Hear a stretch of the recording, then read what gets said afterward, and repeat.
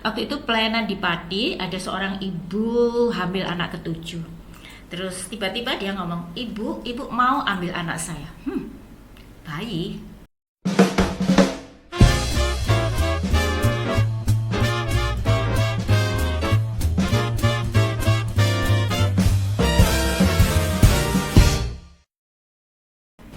Salam, selamat sore. Pada hari ini kami dari JKLPK Region Jawa Timur akan berkomunikasi dengan partisipan yang ada di dalam Region Jawa Timur, yaitu Ibu Eni Asmoro yang sudah bergerak di dalam pelayanan sosial bagi kemanusiaan. Benar Ibu? Ya Mbak, shalom Mbak. Karena itu hari ini kami akan menggali, maksudnya bertanya, apa sih pengalaman Ibu? Apa yang mendasari sampai Ibu Eni terjun di dalam ranah pelayanan sosial ini? Bukankah sosial itu susah? Tapi Ibu bisa masuk di ranah ini, dan kami sebagai jaringan kerja pelayanan Kristen Region Jawa Timur ingin menggali pengalaman Ibu yang sudah dialami di lapangan. Silakan Ibu menceritakan sekilas bahwa Ibu terjun di dalam ranah pelayanan sosial bagi masyarakat. Terima kasih Ibu untuk kesempatan yang indah ini. Saya selalu bersyukur kalau saya bisa sharing apa yang sudah Bapak Yahweh lakukan dalam hidup saya. Karena ini bukan saya lagi gitu ya. Jadi permulaannya itu pada saat saya masih bekerja. Saya dulu guru di Surabaya International School. Saya punya doa puasa tiap hari Senin. Tiba-tiba ada satu hamba Tuhan itu mengatakan bahwa, Bu, saya melihat banyak anak kecil di sini. Apa Pak? Apa panti asuhan? Saya nggak tahu. Ibu tanya Tuhan sendiri gitu. Jadi saya mulai berdoa. Apa benar? Karena saya jujur aja saya nggak punya passion untuk buka panti. Karena orang bilang buka panti itu harus punya duit. Satu untuk operasional, satu dimasukkan bank. Jadi harus orang kaya lah yang harus buka panti asuhan. Terus satu saat kami dengan almarhum suami itu kerjanya itu kalau weekend, kalau liburan itu pelayanan keluar kota, keluar pulau. Ya kalau Bapak Yahweh izinkan keluar negeri juga gitu ya. Dan saya waktu itu pelayanan di Pati, ada seorang ibu hamil anak ketujuh. Terus tiba-tiba dia ngomong, ibu mau ambil anak saya. Bayi. Aduh, anak saya waktu itu SMP sama SMA gitu ya, udah gede-gede sih. Aduh, nek ada bayi saya nggak bisa jalan-jalan, maksudnya pelayanan gitu. Tapi tiba-tiba Bapak Yahweh itu bicara balik ke saya. Kamu kan bilang anak siapa mau dipercayakan ke kamu. Oh iya Tuhan, oke. Saya bilang, oke Bu, saya ambil setelah anak itu umur 2 tahun. Baru lahir dia udah teriak, Bu, kapan anaknya diambil? Bayi merah, jadi saya ambil tuh. Ya, jadi panti kami sudah kami daftarkan sah itu tahun 1992. Udah lama banget ya. Dan anak ini sekarang, anak yang kami angkat ini sudah saya nikahkan, sudah sekolahkan, saya nikahkan, dan saya berkati dengan satu tempat tinggal, dan ya sudah punya anak juga ya. Jadi kami visinya adalah mengentaskan kemiskinan dan memintarkan anak bangsa. Misinya menyekolahkan mereka setinggi mereka mampu. Jadi setelah dapat anak bayi yang pertama itu, Bapak Yahweh berikan banyak lagi anak-anak. Satu kamar penuh, tambah kamar, tambah anak, tambah kamar. Jadi rumah kami itu hanya perumahan ya di Sukomanunggal Jaya itu 250 meter. Akhirnya naik sampai lantai 3 ya, jadi sudah penuh banget. Kemudian anak-anak kami itu ngomong, Mama, kita doa yuk untuk gedung yang baru, karena di sini udah sesek banget gitu ya, sudah ruang geraknya itu sangat terbatas. Ya sudah, kamu doa gitu, sudah doa. Terus setelah kira-kira sekitar tahun 2000-an mereka mulai berdoa, dan saya pensiun dari Surabaya International School itu tahun 2000, dan Bapak ya izinkan saya dapat pensiun lamsam. Saya bilang, ini untuk apa Tuhan? Beli tanah. Saya beli tanah 1.500 meter di Sambisari. Terus yang 600 meter itu sudah ada surat-suratnya, lebih cepat diurus, sehingga kami urus untuk membangun panti asuhan ini. Dan waktu itu kami coba membangun dengan kekuatan sendiri, nggak jadi karena nggak ada dananya gitu ya. Tapi kami berdoa terus, dan anak-anak kami setia berdoa karena untuk keperluan kami semua selalu minta sama Bapak Yahweh. Ya, kita diberkati luar biasa. Kemudian kami sudah konsultasi dengan kontraktor, nilai dari bangunan itu 1,6 M. Waduh, duitnya siapa? Sponsor mana yang mau ngasih 1,6 M? Nah, satu saat saya sama almarhum suami saya itu jalan-jalan pelayanan ke Eropa selama 1 bulan. Ya, di dalam perjalanan kami dengar ada satu yayasan namanya Yayasan Walkis. Dia bilang, ini we are going to have a charity for you, katanya. I hear that you want to build a new dormitory Pas gitu ya, ya. berarti pas ya. Pas waktu bangun terus ada penawaran. Iya, jadi bilang, saya dengar kamu mau bangun panti asuhan gitu. Iya, terus saya dengar dia mau memang dia minta saya untuk bikin proposal udah lama banget, tapi udah dilupain. Tapi dalam perjalanan itu dia ngomong, ya udah saya tunggu aja sampai kembali ke Indonesia. Dia bilang, ini kita dapat 160 juta. Wah, Dolar. rupiah. Oh, 160 juta rupiah. Kan kita butuhnya 1,6 M, cuma 10%-nya. Saya diem aja, mau tak minta ini buat apa, gak kemana-mana. Soalnya dia datang ke Indonesia, dia lihat site-nya, surat-suratnya. Oke, we'll try to find charity for you 50%. The rest 50% you find it yourself, locally. Jadi 50% aja dia mau carikan, ya dicarikan. Ya, jadi 800 juta kan. 50% ya, untuk berbagi. 800 juta. Aduh, aku njaluk sopo 800 juta. Terus Bapak Yahweh itu bekerjanya dahsyat banget ya kalau dari doa ya. Terus tiba-tiba ada satu gereja, ya jujur aja nih gereja bukan. Aduh lupa. Sebuah gereja ya. Ya, sebuah gereja. Mereka tiba-tiba datang, Bu Asmoro, kami dari panitia gereja mau membantu panti asuhan. Kami sudah survei di seluruh Surabaya panti asuhan. Panti asuhan ibu itu kena nominasi. Wow, ibu minta apa? Bangun gitu ya.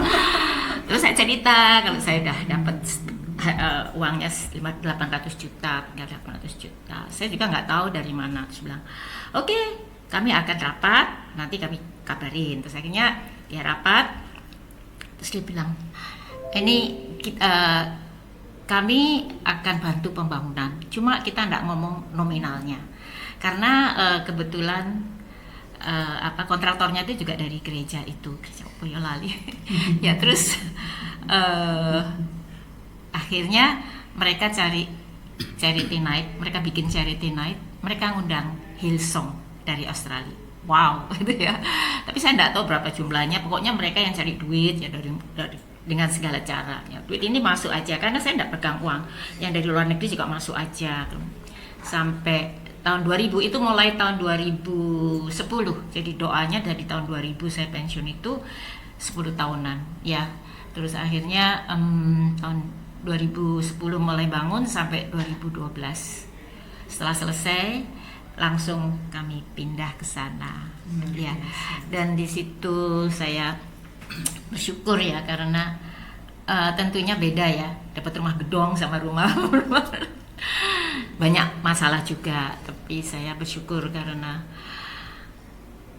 semua itu bukan kuat gagah saya ya. Jadi anak-anak yang kami didik, yang kami sekolahkan itu asalnya dari pelayanan kami. Jadi kalau ini ke pelayanan kemana, ke Kalimantan kemana itu kita kita bikin KKR di gereja-gereja, terus kita lihat jemaatnya. Jadi anak kami itu bukan hanya anak-anak yang yatim atau piatu, tapi mereka yang ingin sekolah, orang tuanya nggak mampu. Jadi setiap kali anak-anak itu sudah, ya mereka kami sekolahkan itu sampai S1, sarjana strata 1. Tiap kali mereka itu lulus gitu, kita adakan retreat, kita panggil orang tuanya dan kami kembalikan anak itu kepada orang tuanya, karena memang mereka harus menjadi berkat, artinya mengentaskan kemiskinan. Berarti gitu. itu salah satu misinya Misinya terlaksana, seperti ya. itu, visinya seperti itu. Kalau Ya. boleh tahu, pasti Ibu dengan kesenangan, kegembiraan dalam pelayanan tadi, pernah enggak mengalami suatu tantangan besar dalam proses itu? Apa yang dirasa Ibu tantangan yang terbesar ketika Ibu menjalani pelayanan semacam itu? Pelayanan tantangan terbesar tentunya dengan kondisi situasi anak-anak ya, karena ada anak-anak yang gampang diatur, anak-anak yang setia, anak-anak yang jujur, anak-anak yang taat. Sebaliknya ya, saya katakan bahwa di dunia ini hanya ada setan, Lucifer sama Papa Yahweh ya. Jadi kalau kita hidupnya pakai ide-ide kreatifnya Satan, pasti kita akan melakukan hal-hal yang gak benar ini. Dan kalau kita pakai ide kreatifnya Bapak Yahweh, kamu akan diberkati, kamu akan sukses besar dan sebagainya. Jadi menghadapi anak-anak seperti ini, saya kadang-kadang memang habis akal. Ya dalam hal mencuri, berbohong, terus melakukan kenajisan, itu nggak main-main, karena anak-anak kami itu udah gede-gede ya, dari balita sampai besar ya. Jadi Pasti tantangan tersendiri ya dalam hal ini. iya. Bagaimana Ibu cara mengatasi ketika anak-anak tumbuh dari kecil, kemudian mulai ABG dan mulai kuliah, itu kan sudah mulai perbedaan cara berpikir, dan dengan kasus-kasus yang Ibu hadapi tadi, ada macam-macam kenakalan.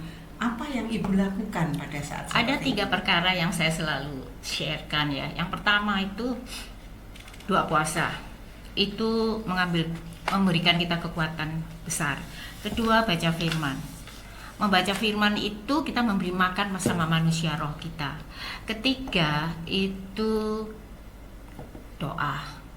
Dan doa ini tidak hanya sekedar doa makan, doa tidur dan sebagainya. Doa itu adalah sesuatu yang keluar dari mulut kita. Itu punya kuasa. Jadi seperti kita buat seperti ada deklarasi ya, mengentaskan deklarasi menguasai atmosfer, deklarasi tahun 2026. Nah itu kita berbicara kepada penguasa udara ini bahwa kita ini adalah lebih dari pemenang. Apakah Ibu merasakan dampak dan perubahan ketika Ibu berdoa dan mendeklarasikan firman Tuhan tadi? Banyak sekali. Banyak sekali. Tentu Ibu Sekalipun tidak semuanya sukses ya, anak-anak saya itu banyak juga yang kabur-kabur. Jadi yang sudah sukses sarjana strata 1 itu sampai hari ini 79 sarjana strata 1. 79 orang yang telah lulus menjadi strata 1 tadi.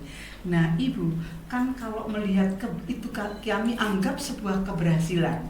Nah namun JKLPK ini sebagai jaringan pelayanan Kristen di Indonesia, tapi khususnya kita di region Jawa Timur, menurut Ibu dukungan apa yang Ibu dapatkan melalui pelayanan JKLPK ini? Kok sampai Ibu sebagai orang yang kita anggap berhasil tapi masih tertarik dalam jejaring dengan JKLPK ini? Ya karena tadi memang banyak persoalan yang saya harus hadapi sendiri bersama bapaknya. Ya cuma kita kan butuh saudara, butuh teman ya, karena seperti ada satu ibu bawa anaknya 3 nangis-nangis, jadi dia itu ada KDRT ya, terus dia lari dari suaminya, terus dari teman saya kenal saya dibawa ke saya, udah tak openi sampai berapa bulan, tiba-tiba keluarganya datang malam-malam bikin heboh bla bla bla bla bla, sampai saya ngundang Pak Budi datang tengah malam ya kayak gitulah. Ibu sebagai lembaga Yayasan Sejahtera yang mendidik anak-anak dari kecil sampai mahasiswa selesai Berapa asisten ibu yang mendampingi ibu dalam pelayanan itu? Ada 13 staf. Ada 13 Cuma staf. 13. Dan mereka disebut departemen apa ibu? Ada departemen hukumnya kan? Terus Tidak ada. kemudian Yang departemen hukum belum ada. Belum Karena ada. itu kita butuh jika LPK. Sampai kita dapat satu nanti. Sosial juga belum ada. Tapi kita sudah ancang-ancang. tapi sudah menjalani proses permasalahan. Jadi kita anggap bahwa ibu adalah salah satu partisipan JKLPK yang berhasil mengangkat harkat masyarakat dari prasejahtera sehingga mereka mampu berdedikasi, bisa sekolah, kuliah yang baik dan dikembalikan kepada orang tua. Bukankah itu kontribusi yang besar dan bagus untuk masyarakat? Apa keinginan ibu ke depan? Keinginan saya ke depan sebenarnya tidak hanya memberi makan mereka menyekolahkan, tapi terutama supaya mereka mengenal Bapak Yahweh sebagai Tuhan dan Juru Selamat. Itu baru lengkap supaya mereka benar-benar menerima keselamatan kekal.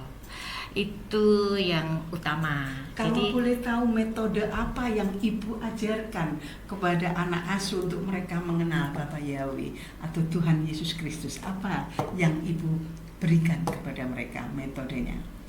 ya teladan kita, kesaksian kita, mujizat-mujizat yang terjadi di mana kita mengandalkan Bapak Yahweh, dan mereka melihat bagaimana kalau kita berdoa. Kemudian saya juga sebenarnya ikut masuk dalam pelayanan pelepasan. Itu banyak sekali yang namanya ngusir setan, itu nggak bisa habisnya gitu ya.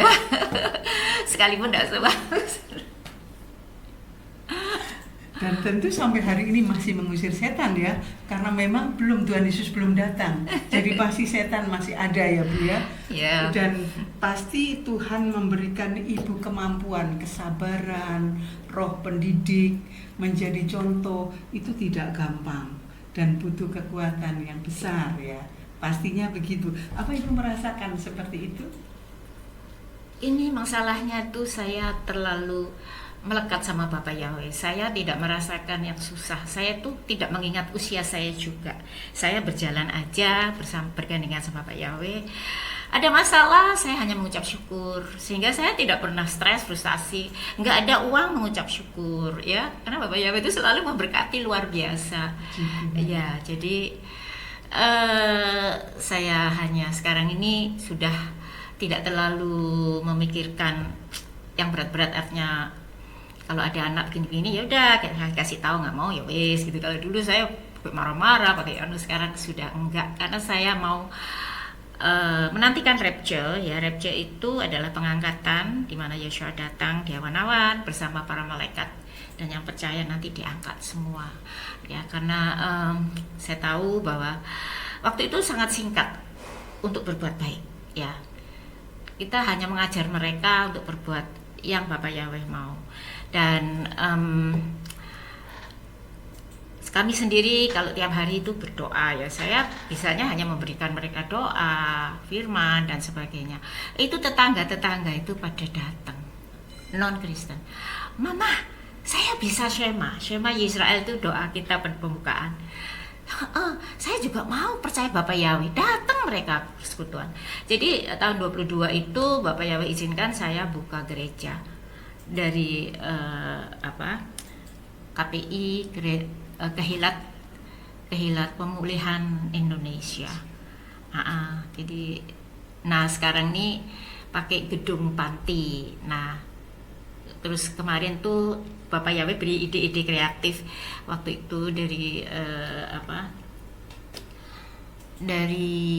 Bamak kan, mereka kita dipanggil rapat, terus mereka mau kasih berkat untuk gereja, dan gereja itu kalau mau renovasi itu harus tanahnya milik sendiri. Tak pikir tanah kalau saya sekarang gerejanya kan ikut panti gitu ya, dan panti ini pun sudah saya kan atas nama saya hibahkan kepada panti. Jadi saya nggak nggak lagi memiliki gitu loh. Kalau Nggak dia mau masuk ganti ya waris silakan gitu. putra-putrinya ya? Ya? Nggak masuk waris putra-putrinya? Oh nggak bisa. Nggak bisa. Karena sudah dihibahkan. Ya, anak saya oleh 2 yayasan. dan mereka 3, yang 3 sama yang 1 sudah dapat satu-satu. Ya, Bapak Yahweh itu dahsyat gitu ya. Jadi terus saya pikir gereja ini nek mau bangun harus ada surat tanah. Tanah ini miliknya panti, ya enggak mungkin. Dan Tuhan ingatkan saya masih punya tanah samping, masih berapa? 6 kali 10, 600 meter. 500 meter, sorry, 5 kali 10. Sebelah itu dibuat panti. Waduh, bangun gereja ini. Sebentar lagi rapture kok bangun gereja. Nggak usah mikir rapture, lakukan yang terbaik. Ya, jadi kami sekarang, saya sudah mulai ngurus untuk menghibahkan tanah itu untuk gereja. Jadi saya, ya intinya saya itu tidak punya apa-apa. Jadi rumah-rumah itu sudah tak kasihkan anak-anak. Saya nebeng di panti dan saya seakan-akan tidak punya apa-apa dalam hidup ini. Tapi saya tetap melayani sejauh yang saya bisa. Baik Bu Eni, dan saya rasa bahwa percakapan kita sore hari ini untuk menginspirasi teman-teman partisipan dari JKLPK yang ada di Indonesia, khususnya Region Jawa Timur. Dan terima kasih untuk kesaksian-kesaksian yang baik, yang berdaya guna bagi masyarakat yang membutuhkan pertolongan. Dan saya percaya, mari kita bersama-sama tetap menghadirkan shalom di dalam Allah, di dalam kehidupan orang-orang yang memang membutuhkan. Apalagi dalam situasi saat ini, kita sangat mengandalkan Tuhan untuk bisa shalomnya dirasakan oleh semua orang. Amin. Saya rasa bahwa percakapan kita sampai di sini rasanya sudah 20 menit ya. Dan terima kasih untuk Bu Eni yang sudah berbagi buat JKLPK Region Jawa Timur. Tuhan memberkati Bu Eni dan pelayanannya yang akan datang. Terima kasih Mbak Christine untuk waktunya buat saya. Terima kasih untuk JKLPK yang memberi kesempatan saya untuk di interview. Ya, mudah-mudahan jadi berkat buat banyak orang. Haleluya. Amin. Bapak Yahweh memberkati. Audio Jungle.